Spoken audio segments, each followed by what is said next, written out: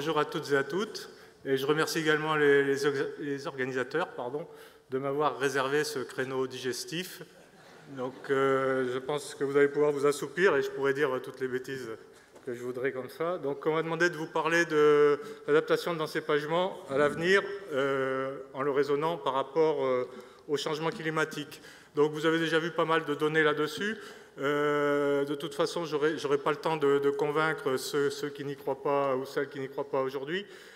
Donc simplement pour vous rappeler que vraisemblablement on aura du mal au niveau de la planète à tenir la barre des plus 2% d'ici une cinquantaine d'années et qu'on va se situer vraisemblablement sur une augmentation de plus de 2,5 si on continue avec les conditions actuelles, donc comme augmentation au niveau de la planète. En ce qui concerne la France, rapidement, si vous voulez trouver des chiffres, il y a le site de Météo France qui développe pas mal d'informations à ce niveau-là. Et donc on peut constater que ces 20 ou 30 dernières années, donc la moyenne nationale est en général supérieure à la moyenne des années 1960-1990, ce qui dénote de cette augmentation de la température moyenne annuelle qui peut varier. Vous voyez qu'il y a des irrégularités d'un millésime à l'autre, mais ça peut varier entre 0,5 à plus presque 2 degrés selon les années. Donc ceci est confirmé par l'application de ce modèle dit Aladin, que l'on peut trouver sur le site de DRIAS Climat, qui est géré par le gouvernement, et où on voit nettement donc une augmentation de la température, aussi bien si on se situe dans un horizon proche que dans un horizon moyen, c'est-à-dire dans les 30 prochaines années ou dans la seconde moitié du XXIe siècle. Donc une augmentation de la température moyenne à peu près partout en France, qui peut varier de plus 1 à plus 2 degrés Celsius. Concernant les précipitations, les modèles et les évolutions prévues sont moins nettes et dans pas mal de parties, finalement, on va sans doute conserver à peu près le même niveau de précipitation moyenne annuelle, mais ce qui va beaucoup changer, en fait, c'est la répartition de ces précipitations et de leur utilité. Vous avez là présenté une publication qu'avait réalisée notre regretté Éric Lebon, et avec son collègue de l'INRA d'Avignon, Garcia de Cortázar Atori, qui montre dans la région du Biterrois et de la plaine de l'Aude, ici, donc en utilisant donc un scénario moyen, donc une nette augmentation de la période de déficit hydrique pendant l'été, donc dans les 3 régions étudiées du vignoble du Languedoc, et ces augmentations de la durée de déficit hydrique pouvant varier entre plus 20 jours à presque plus de 70 jours. Donc même si on va conserver, s'il semble qu'on puisse conserver à peu près le même niveau moyen de précipitations annuelles, en revanche, on va avoir un déficit hydrique nettement plus important. Donc finalement, concernant la vigne et le changement et l'adaptation de l'encépagement, quels critères on va prendre en considération? Donc bien entendu, les températures qui peuvent être appréciées à travers les moyennes journalières, mensuelles, annuelles, et également aussi les minimales et les maximales qui sont importantes à prendre en considération. La disponibilité en eau. En n'oublions pas que donc on peut y avoir des problèmes de sécheresse, comme effectivement l'année qui vient de se terminer, mais également avec des épisodes ou des périodes avec des excès d'eau, et que donc des problèmes d'inondation vont pouvoir aussi survenir dans un certain nombre de cas et de vignobles et de parcelles. L'augmentation de la fréquence des orages avec les problèmes de grêle, on en a parlé, on en a vu malheureusement récemment ces dernières années, notamment dans la région de Montpellier. Et en ce qui concerne les vents, donc beaucoup plus d'irrégularités avec des conséquences sur la vigne en termes physiques, mécaniques, mais aussi avec des conséquences sur l'évapotranspiration, puisque certains vents secs vont augmenter cette évapotranspiration et donc accroître les risques de déficit hydrique.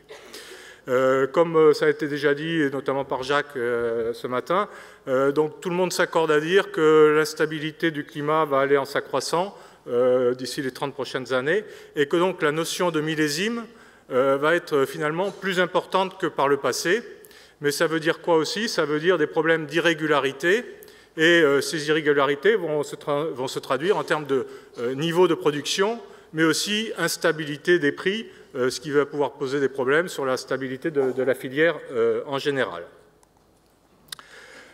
Donc un petit peu plus dans le détail, donc si on analyse facteur climatique par facteur climatique, tout d'abord, donc la température va avoir des conséquences sur le cycle phénologique de la vigne. Et à ce niveau-là, donc on a souvent considéré qu'on allait avoir un raccourcissement des durées de cycle. Certes, c'est sans doute le cas, mais néanmoins, même avec des conditions les plus optimales possibles, la vigne, pour réaliser son développement et son cycle, nécessite un certain nombre de temps, d'heures et de jours. Donc certes, il va y avoir un certain raccourcissement de la durée de cycle, mais le plus important, ça va être un avancement des différents stades phénologiques. Et là, on peut signaler 3 études qui ont été faites à une quinzaine d'années d'intervalle, que ce soit par Bois, Lebon et plus récemment Sgubin, qui est un étudiant étranger. Donc ces trois études et ces 3 modèles en fait, sont relativement cohérents. Et vous voyez qu'avec une prévision d'augmentation des températures moyennes de plus 1 degré, Bois trouve un décalage du débourrement de 13 jours, Éric Lebon avec plus de degrés 18 jours, et la dernière étude avec un scénario beaucoup plus pessimiste, une augmentation de plus de 4 degrés, donc ça ne risque pas de se produire quand même très rapidement, un décalage des cycles du débourrement notamment, de 30 à 40 jours. Donc vous voyez une certaine cohérence de ces chiffres, et c'est donc quelque chose qui s'avère assez confirmé. Donc parallèlement, ou en continuité de ce décalage du débourrement, donc bien entendu un décalage des cycles des stades suivants, hein, floraison, véraison, maturité. En ce qui concerne la floraison et la nouaison, donc les conditions météo risquent d'être relativement plus favorables finalement que par le passé, et ça peut jouer un aspect positif notamment sur les problèmes de coulure ou de nouaison. Néanmoins, des excès véritablement importants de température peuvent finalement nuire à la germination des grains de pollen et à leur atterrissage sur le pistil. Concernant l'initiation florale et la fertilité, c'est un peu le même cas. Donc, des températures plus élevées vont finalement être sans doute plutôt favorables à une augmentation de l'initiation florale et de la fertilité des variétés. Au niveau de la maturation, je ne reviens pas, donc vous avez la problématique qui a bien été décrite par les différents intervenants ce matin, des problèmes de désynchronisation de la cinétique d'accumulation des sucres par rapport aux composés aromatiques ou aux composés phénoliques, par exemple. Toujours concernant les températures, les conséquences de température, de l'évolution des températures, donc les risques peuvent se situer à 3 niveaux, donc les gelées d'hiver. Et donc ce risque est rare, mais il ne semble pas qu'il diminue à l'avenir par rapport au changement climatique. Donc ce sont des épisodes rares, mais qui peuvent survenir, donc avec des destructions de plants à partir de moins 18 degrés pendant l'hiver.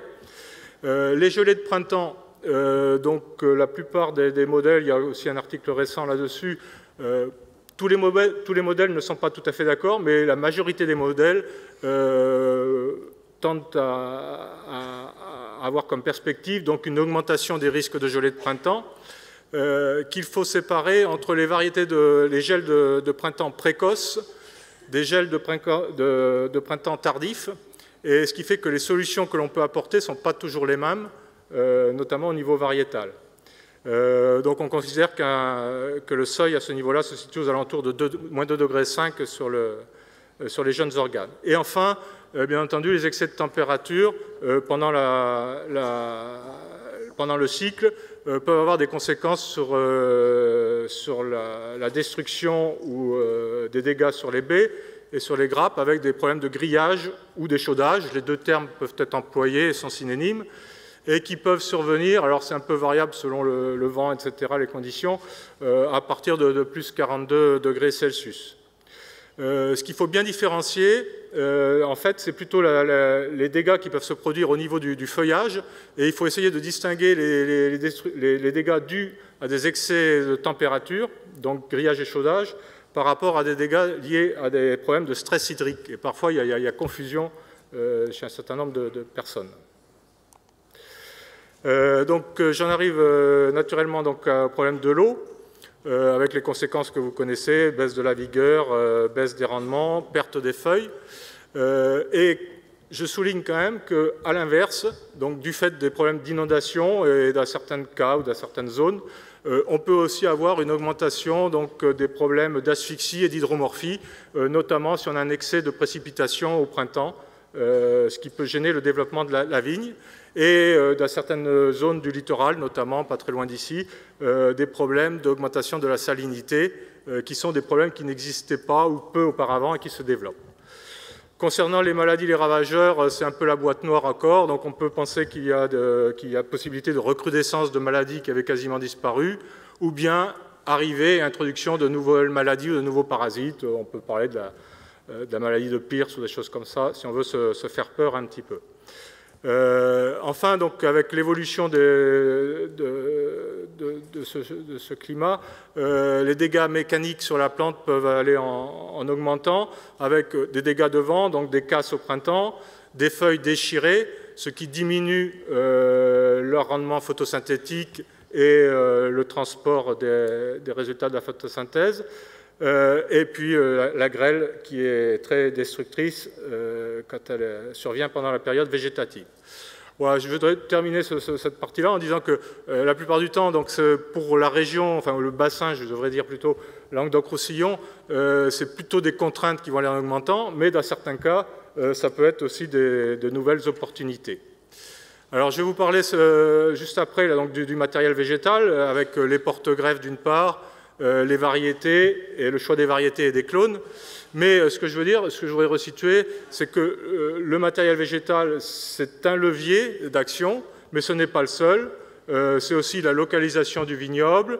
Voilà, on a parlé de nomade ou pas, mais ça peut être du mini-nomadisme, ça peut se jouer à l'échelon local, avec des choix de sols différents, par exemple. Et évidemment, tous les itinéraires techniques, il faut reprendre les fondamentaux, comme on dit par ailleurs, pour essayer de mieux gérer donc la constitution des nouveaux vignobles par rapport à cet élément-là.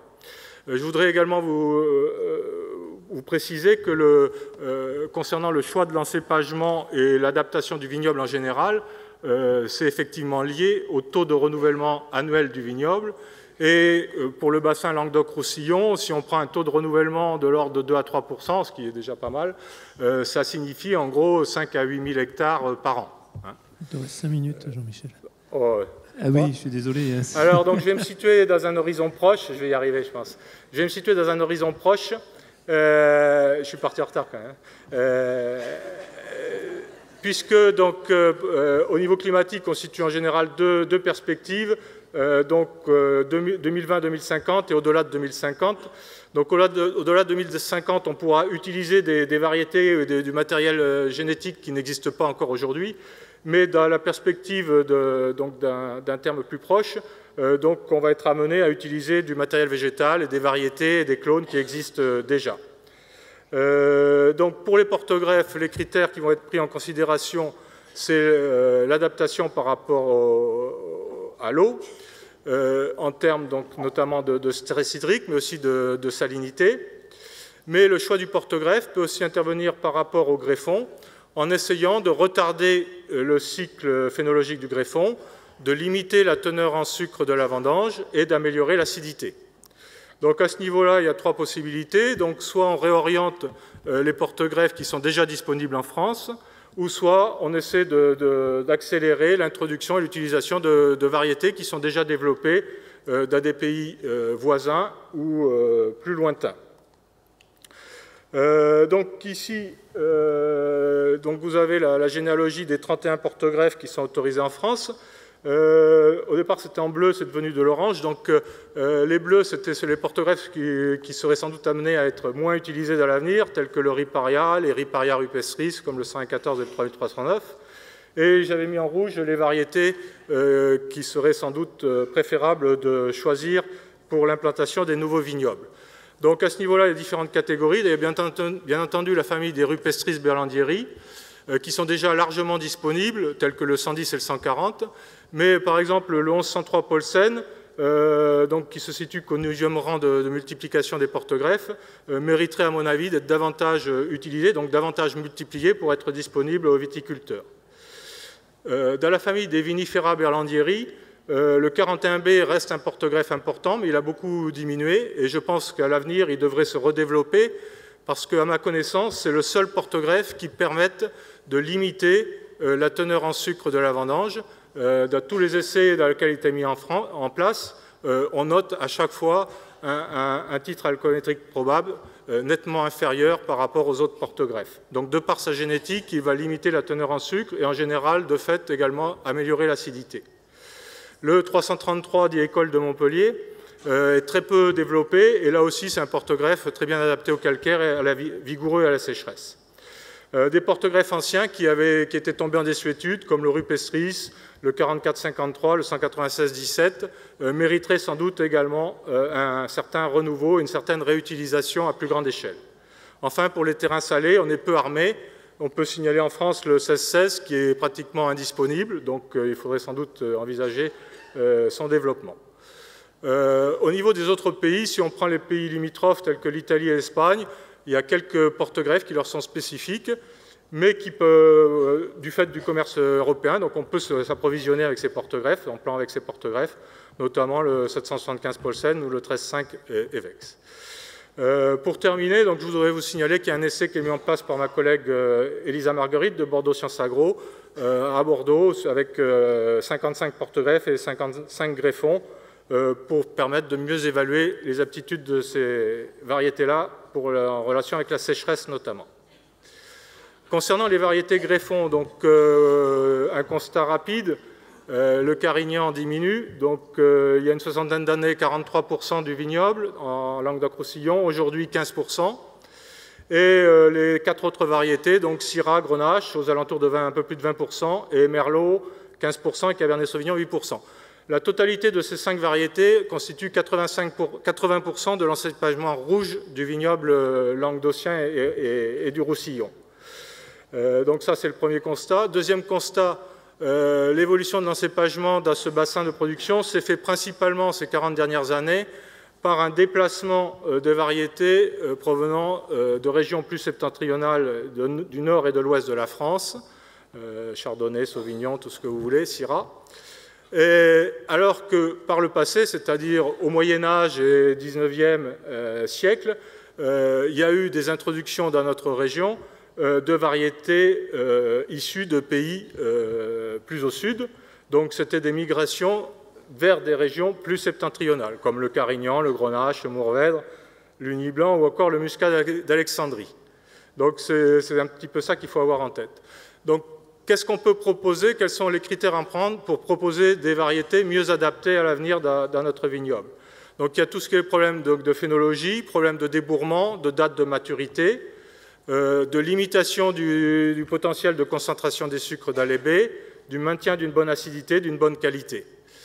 Pour l'instant, on manque d'éléments fiables de diagnostic, d'index ou d'indices qui permettent de véritablement classer les variétés par rapport à l'adaptation par rapport à l'eau, et des travaux de recherche doivent être menés.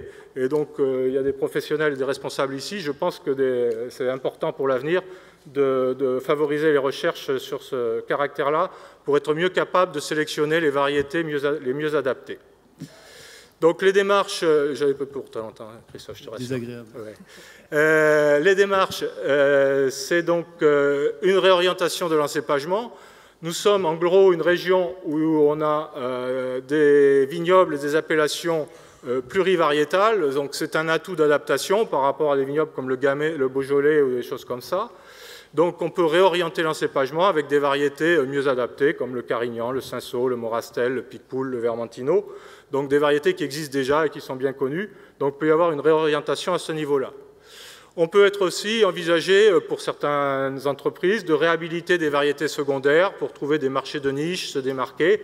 La région ou le bassin, pardon, je devrais dire, n'est pas extrêmement riche en variétés anciennes, mais il en existe quand même. On peut signaler le Picpoul, le Riverinque, on va parler du Bourboulinque, Saint-Anthony, le Tourbat, etc., des choses comme ça. On peut aussi, Jacques l'avait dit ce matin, avoir recours à de nouvelles variétés. Et je prends juste une seconde pour faire de la publicité pour une variété de l'INRA qui est le Cabestrel et qui donne d'excellents résultats avec des degrés plus limités, par exemple, que ceux du Marcellan.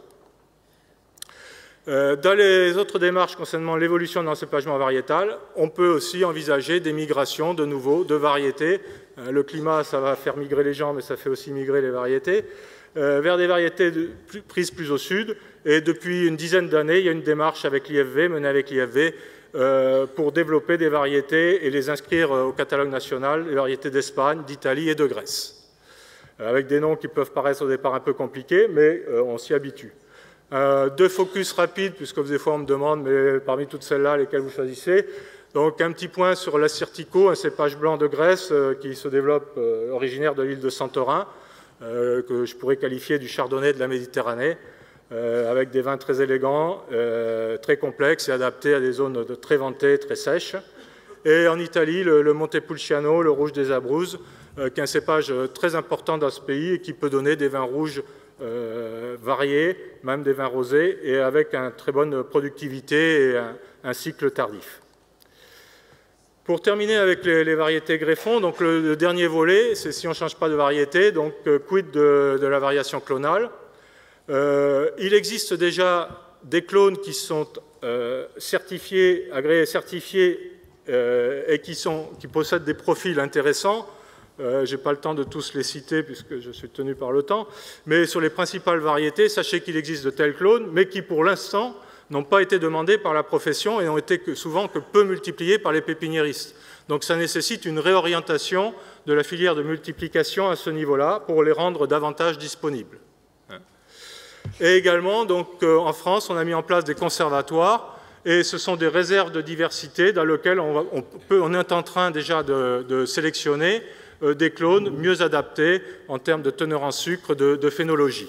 Donc il y a des études qui sont menées dans tout le sud, sur le Carignan, le Cinsault, le Mourvèdre, le Grenache et le Merlot, et qui permettent de mettre en évidence au sein de ces conservatoires des individus qui ont un potentiel de concentration plus faible et des acidités supérieures. Donc il faut espérer que ces sélections seront rapidement mises sur le marché. Voilà, j'en ai terminé de cet exposé rapide, en vous disant que le matériel végétal, c'est un élément important, un levier d'adaptation important. Ce n'est pas le seul, mais c'est un levier important face au changement climatique, que ça prend forcément du temps en relation avec la filière de multiplication de la vigne. Ça ne peut pas se faire du jour au lendemain, c'est progressif, et que cette évolution doit effectivement être permise par le cadre réglementaire et législatif. Et j'aime citer cette citation de Maurice Druand, une tradition, ce n'est jamais qu'un progrès qui a réussi. Voilà, donc je pense que tout professionnel responsable plantant aujourd'hui ou décidant de planter aujourd'hui un vignoble doit prendre en compte ces aspects changement climatique, car, voilà, je suis vraiment squeezé. J'y suis pour rien, c'est pas moi. J'avais une belle dernière diapo. La dernière diapo, s'il vous plaît, à la régie. Voilà. Donc je pense que ces aspects-là doivent être pris en compte dès maintenant, car quand on plante un vignoble, c'est quand même pour 30 ou 35 ans minimum. Voilà, et je voulais donner une dernière recette pour lutter contre le changement climatique. Elle arrive. En vous remerciant pour votre attention. Voilà, photo suivante. Merde. J'y arriverai pas. Ça y est, voilà. On y est. C'est pour toi. Allez.